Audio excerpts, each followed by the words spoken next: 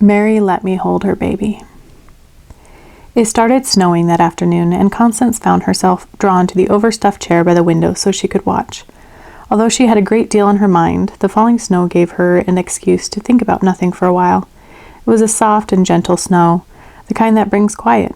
As she sank into the deep, goose-down cushions of her chair, she gazed out the window and watched the ground become a thick white carpet. The butler bumbled into the room and lit a fire in the fireplace, but she barely noticed. The world became soft and peaceful and safe and warm, and she hoped nothing would disturb her for a while. Through the lace curtain of falling snow, she saw some children starting to build a snowman. Among them was an older woman who looked as if she was having as much fun as the children were. Constance was amazed that a woman that old could be so childlike, so carefree, so much fun. Constance wondered if the woman might be the children's grandmother. What a wonderful surprise! It's Sarah! Had John not spoken, Constance would not have noticed that he had entered the room. He tapped on the window and tried to get the attention of the woman playing in the snow with the children. "Oh, Connie Lou, you have to meet her," he said enthusiastically. Then he opened the window and called, "Sarah! Sarah! Come in out of the cold." The old woman was helping the children place the head on the snowman. "In a minute, John, in a minute." "You're going to adore this woman, Connie Lou," Uncle John said confidently. "Everybody does. She's one of my favorite forgotten carols." "She's what?" Constance said, sitting up on the edge of her chair. Uncle John greeted Sarah at the door with a warm embrace, and he walked her to the fire. "Connie Lou, this is my dear friend Sarah. Sarah, this is my nurse and my new friend, Connie Lou Chamberlain." Constance stood and went over to shake hands. "My name is Constance. I'm not really a Connie," she said out of habit. John turned his head so Sarah couldn't see him whisper to his nurse, "Give it a rest. She's my friend. Try to be nice."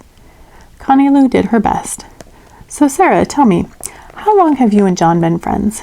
"Forever," Sarah answered, and then smiled at John.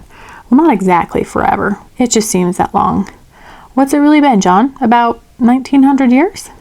Constance shrieked inside, "Oh no, they're coming to get me." But after a few seconds, she managed to calm herself enough to ask a few more questions. "What brings you to this part of the planet?" Constance didn't know what else to say. "I try to look John up every few hundred years to see if he still remembers me, and if he remembers my carol."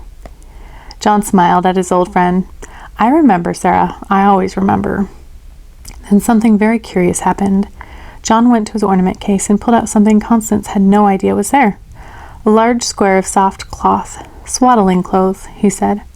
And when he handed them to Sarah, she held them as if she were holding a baby. John explained to his nurse that his friend Sarah had a remarkable gift. Then Sarah shared her story with Connie Lou the way she had with so many others through the years. She sang sweetly and quietly, as if she were singing a lullaby. She had a way with children, and she molded them like clay. She found the greatness in them all, and she nurtured them each day. Though she never had been married or had children of her own, she could help the toughest child be good, and so she would not be misunderstood. She told her story every chance she could.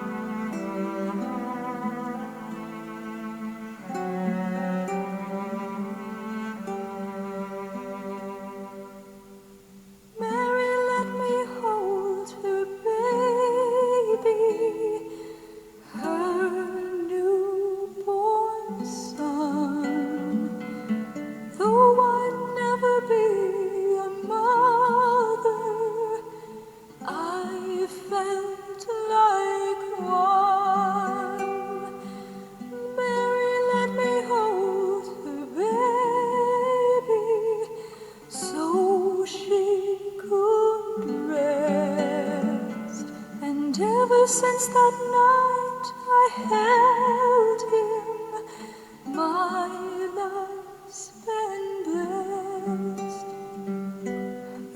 like me who can't have children still can be mothers. Something in his eyes convinced me I could serve so many others. Mary, let me hold her baby, so soft and warm. Mary, let me hold her baby, and I was reborn. Sarah hummed quietly and rocked the imagined baby in her arms. As she did, John whispered Constance. She single-handedly built the largest orphanage in ancient Bethlehem and served there for years. I tried to help her whenever I could. Constance marveled. And she had never had children of her own? She asked. No one could convince her of that. Every child she met, she loved as her own until the day she died. She died? You're telling me this woman's dead? Constance was whispering too. She's just a spirit, John said, keeping his voice low. But she's doing great work on the other side, I'm told. The other side? Of the veil. Sometimes it's very thin, Connie. Sometimes it's very thin. Something in his eyes convinced me I could serve so many others. Mary, let me hold her baby, so soft and warm. Mary, let me hold her baby, and I was reborn.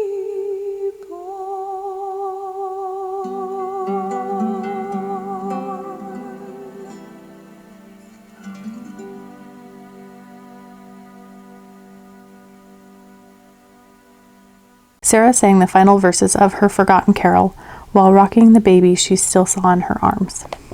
Shh, he's asleep, Sarah said. Then she walked over to Constance. You hold him for a while so I can visit with John. Then she placed the swaddling clothes in the nurse's arms and walked into the other room with the old man. At first, Constance thought she would feel silly holding the blanket in the room all alone, but she didn't. Instead, her heart swelled with so much love that she thought it would burst. For a moment, just a moment, she thought she saw a baby looking up at her from the swaddling clothes. Without realizing what she was doing, she started to hum Sarah's lullaby. Then a snowball hit the window. Disoriented, she looked around but saw no one. I must have dozed off for a few minutes, she thought. She checked the clock. The time was 5:30. She'd been asleep nearly 2 hours. How embarrassing, how utterly unprofessional. She hurried to get her things and then called a cab. While she was waiting for it to arrive, something on the Christmas tree caught her eye, an ornament she hadn't seen there before. It was a fragment of swaddling cloth tied in the shape of a bow.